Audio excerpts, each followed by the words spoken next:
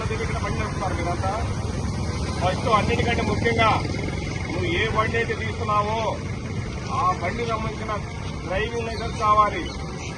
ఏంటది అలా చెప్పాలి. దానికి నడిపేందుకు అర్హత కలిగిన డ్రైవింగ్ లైసెన్స్ కావాలి ఫస్ట్. అది టూ వీలర్ అయితే టూ వీలరు, ఆటో అయితే ఆటో, కారు అయితే కారు, బస్సు అయితే బస్సు, లారీ అయితే లారీ. దాని యొక్క డ్రైవింగ్ లైసెన్స్ ఫస్ట్ కావాలి. ఏం కావాలి? డ్రైవింగ్ లైసెన్స్ లేకపోతే ఆ బండి ముట్టనేయకూడదు ఫస్ట్. అవేనా ఫస్ట్ ఏం కావాలి? ఎంత చెప్పాలి? డ్రైవింగ్ లైసెన్స్ రాకపోతే ముందు బండి అనేయకూడదు ఫస్ట్. సరేనా?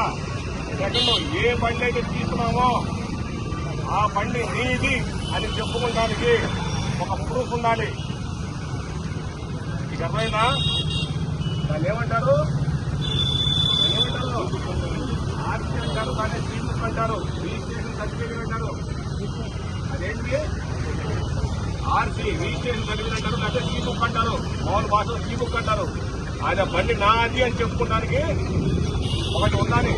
ఆ డాక్యుమెంట్ తీసుకుంటారు. మూడోది, అది ఎందుకని ఆ బండి నాదే చెప్పుకున్నాడు. ఫస్ట్ అర్హత కావాలి. రెండోది, ఆ బండి నాదే చెప్పాలి. మూడోది ఏంటి? మనం జాగ్రత్త లోపుతాం. కొన్ని సందర్భాల్లో అజాగ్రత్త జరగచ్చు, రకరకాలు జరగచ్చు, ప్రమాదాలు జరగచ్చు, ఎదుగుల ప్రమాదం జరగచ్చు. మన యొక్క జీవన విధానంలో మనం అంతగా ఎక్కువగా చేయలేం. మనమే ఇన్సూరెన్స్ చేసుకోలేం.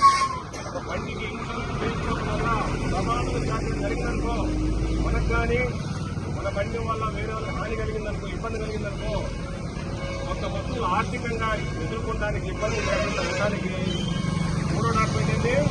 ఇన్సూరెన్స్. అర్థమైందా? మూడో డాక్యుమెంట్ ఏంటి? ఇన్సూరెన్స్ పక్కా ఉండాలి బండికి. ఎందుకు ఉండాలి ఇన్సూరెన్స్? అంటే